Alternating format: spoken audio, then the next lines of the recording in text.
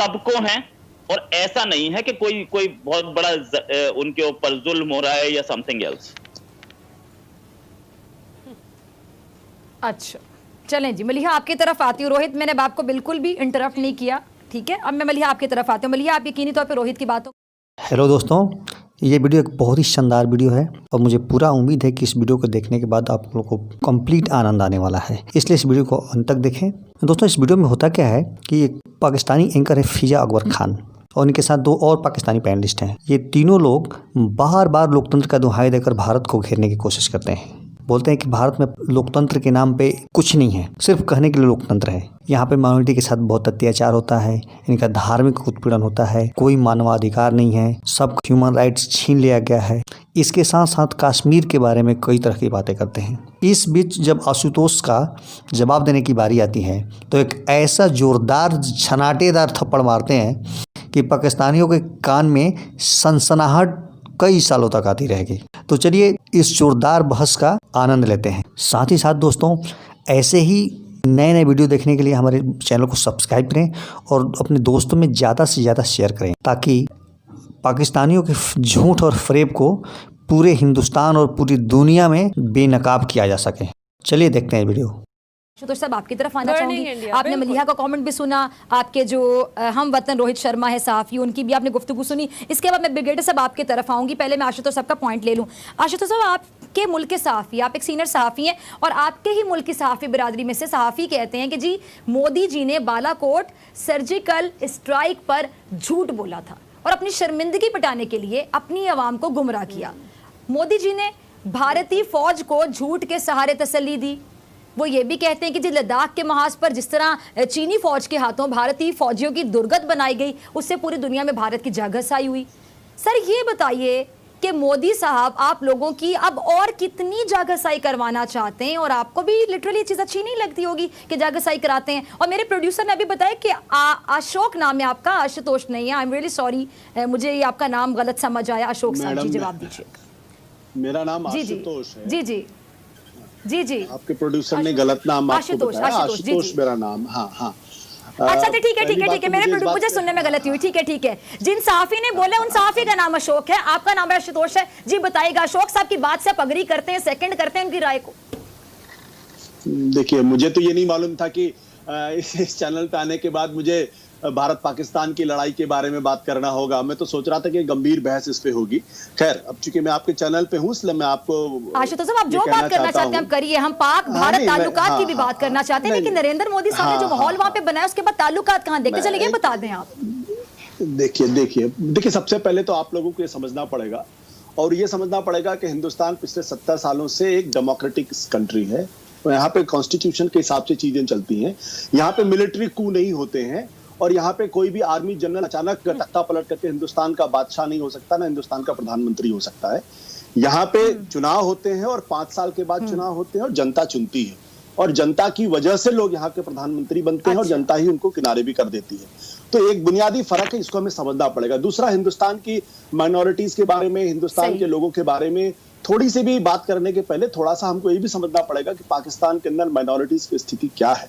मैं आपको ले जाना चाहूंगा 1953 के पहले की स्थिति, जब वहां पे अहमदियों का क्या हाल हुआ, और उसके बाद आप लोग किस तरीके से अहमदिया और दूसरे लोगों को बिल्कुल पाकिस्तान की जो डेमोक्रेटिक पॉलिटी है वहां से उनको किस तरीके से किनारे कर दिया गया। तो हम इस सवाल में ना जाएं तो बेहतर है, क्योंकि दोनों तरफ क्योंकि दिक्कतें बहुत ज्यादा पैदा हुई। मैं एक ही बात कहना चाहता हूं कि हिंदुस्तान के अंदर जो कुछ भी हो संविधान के हिसाब से, लोकतंत्र के हिसाब से है, और हर मुल्क के अंदर उसकी अपनी दिक्कतें होती हैं, चाहे पाकिस्तान हो चाहे हिंदुस्तान हो। आज कम से कम हिंदुस्तान की जो हैसियत है पूरे अंतर्राष्ट्रीय बिरादरी में, उसका मुकाबला कम से कम पाकिस्तान से तो बिल्कुल ही नहीं है।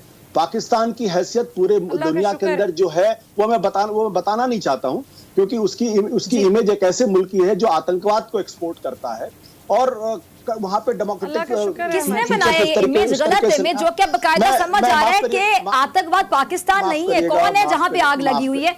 आशुतोष साहब ये भी क्लियर कीजिए ना जरा, साथ साथ मैं आपकी बात को इंटरप्ट नहीं करना चाह रही, लेकिन गलत बात कर रहे हैं ना।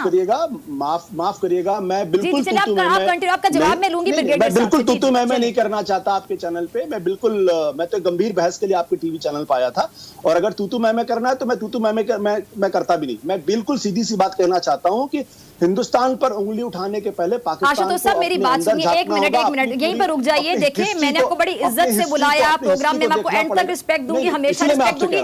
ये कोई अर्नाब गोस्वामी का प्रोग्राम नहीं है, ये रिपब्लिक टीवी नहीं है कि यहाँ पे बैठ के बदतमीजी की जाएगी। हमारे यहाँ से जो मेहमान जाते हैं, अर्नाब गोस्वामी जो हाल करते हैं, यहाँ पे तू मैं वाली बात तो है ही नहीं। आप अपने आर्गुमेंट से बात, आप आर्गुमेंट अपने बिल्कुल आप जो राय देना चाहते हैं आप देंगे, हम आपकी आवाज भी बंद नहीं करेंगे, मैं आप पे चढ़ाई भी नहीं करूंगी, बदतमीजी भी नहीं करूंगी। नहीं मैडम माफ करिएगा, मेरी कोई दिलचस्पी इस तरीके की बहस में रहने की मेरी कोई दिलचस्पी नहीं, माफ करिएगा आप मुझे। बहस नहीं हो रही आशुतोष साहब, आप अपना पॉइंट क्लियर कीजिए। मैंने आपसे सिंपल एक सवाल पूछा। अच्छा ब्रिगेडियर साहब की तरफ चलते हैं। ब्रिगेडियर साहब अब ये ब्रिगेडियर साहब मुझे बताएं, कोई मैंने ऐसा सवाल पूछा, अब अगर सवाल भी नहीं होगा, मैं नरेंद्र मोदी की तारीफें तो करने से रही, जो वहां पे खून आग की होली खेली जा रही है भारत में भी और कश्मीर में भी, उसमें मैं नरेंद्र मोदी की आरतियां तो उतारने से रही। सवाल इतना बुरा लग गया कि आप कह रहे मैं प्रोग्राम छोड़कर जा रहा हूं, मुझे तो समझ ही नहीं आ रही। जी ब्रिगेडियर साहब। देखिए बात यह है कि सवाल का जवाब नहीं था क्या? के पाँव नहीं होते, रियाकारी के पाँव नहीं होते, मक्कारी के पाँव नहीं होते, और इनके पाँव नहीं हैं। अब मैं अपनी बात नहीं करना चाहता। उन्होंने कहा जी इंडिया कॉन्स्टिट्यूशनल स्टेट है, डेमोक्रेटिक स्टेट है। ये वही डेमोक्रेसी है जिसमें एक प्राइम मिनिस्टर जो है इंदिरा गांधी वो मिलके एक अक़लियत के जो सबसे बड़ा टेम्पल है दुनिया का, उसके ऊपर चढ़ाई कर देती है, उसके ऊपर जाके उसकी तबाही और बर्बादी करती है। वहाँ जनरल सुंदर जी फौज भेज देता है, सिखों का कत्ले आम किया जाता है गाजियाबाद रेलवे स्टेशन पे। उसके बाद जो है ट्रेनें रोकी जाती है, सिखों को मारा जाता है। और ये डेमोक्रेटिक स्टेट है कि इस स्टेट के अंदर ये पाबंदी लगाई जाती है कि असम्बली के अंदर सिखों के मैसेकर पे डिस्कशन नहीं होगी। ये डेमोक्रेटिक स्टेट है। ये डेमोक्रेटिक स्टेट है जहाँ इंदिरा गांधी को गोली मारी जाती है।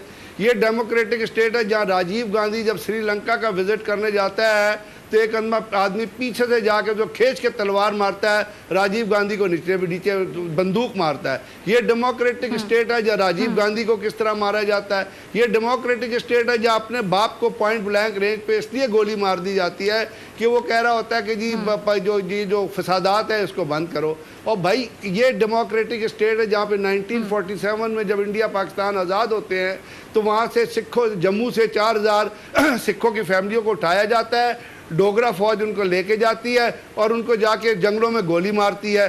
ये डेमोक्रेटिक स्टेट है जहाँ पे इंडिया श्रीनगर के अंदर फौज लैंड करता है, इंस्ट्रूमेंट ऑफ एक्सेशन साइन होता है 25 तारीख को, फौज लैंड होती है 24 तारीख, गासिबाना कब्जा किया जाता है कश्मीर के ऊपर। ये डेमोक्रेटिक स्टेट है जहाँ पे इंटरनेशनल ऑब्लिगेशन ये कहती है, यूनाइटेड नेशन ये कहता है कि Kashmir is a disputed territory. उनका अपना जब एक असम्बली ये बिल पास करती है, कश्मीर की लेजिस्लेटिव असम्बली ये कहती है कि कश्मीर का हल अभी जो है राइट ऑफ सेल्फ डिटर्मिनेशन पे तलाश होना है। वहाँ पे आर्टिकल 370 एक डिक्टेटर जो है, एक जो हिटलर नुमा इंसान है वो आके उसको एनल कर देता है। जब वो उसको ख़त्म करता है तो ये डेमोक्रेटिक स्टेट है कि चाइना आके लद्दाख में बैठ जाता है, क्योंकि चाइना ने वो बिल साइन किया था जिसमें ये कहा गया था कि कश्मीर जो है वो डिस्प्यूटेड टेरिटरी है इंक्लूडिंग लद्दाख को यूनियन टेरिटरी डिक्लेयर कर देते हैं। चाइना आके गावलान वैली जो है उसके अंदर बैठ जाता है। दौलत